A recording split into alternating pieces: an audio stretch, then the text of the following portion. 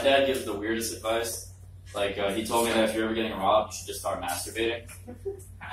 Which, that is by far the most avant-garde discussion on a subject I've ever heard. Like the conventional wisdom says you should just give them whatever they're asking for. He's saying you should just give them a load.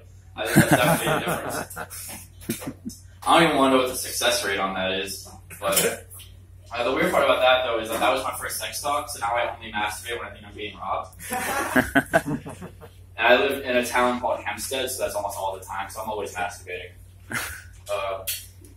When I was in middle school, I was really afraid of being embarrassed.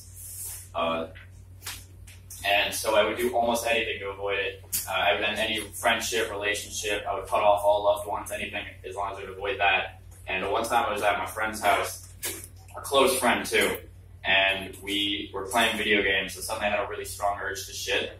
So I stood up, but that like triggered something, and then like a whole like symphony released from my asshole. And like there was no denying. I went through the first 4 stages of grief like so quickly. I went right to acceptance. There was no denying. It was definitely like a wet fart. Like there was shit in my underpants. So I went to the bathroom and I saw the evidence, and I knew I had to get rid of it immediately. So I did what any normal 11-year-old would do in that situation, and I flushed the underwear down the toilet.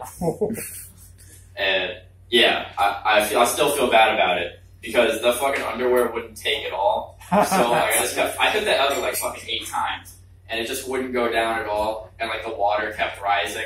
And like with the water rising, I was getting more and more anxious. I was like, how am I gonna get rid of this now? And then I like took a plunger and I just started hitting the fucking water, and like shit particles are flying everywhere. And then I realized like, I'm assaulting his bathroom now.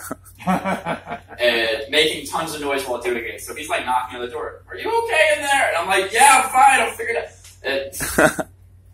And then finally I like get it to go down, and I'm like, I gotta leave. I'm never going back here again. And so I leave the bathroom. He's like, oh, you want to stay for dinner, man? Are you okay? I'm like, no, I'm about to go eat some rat poison. Thank you, though. And so I left, and I never went back there again, ever. And I feel really bad about it, too, because, like there must have been, like, some type of aftermath. Like, I don't think underwear is supposed to go down toilets.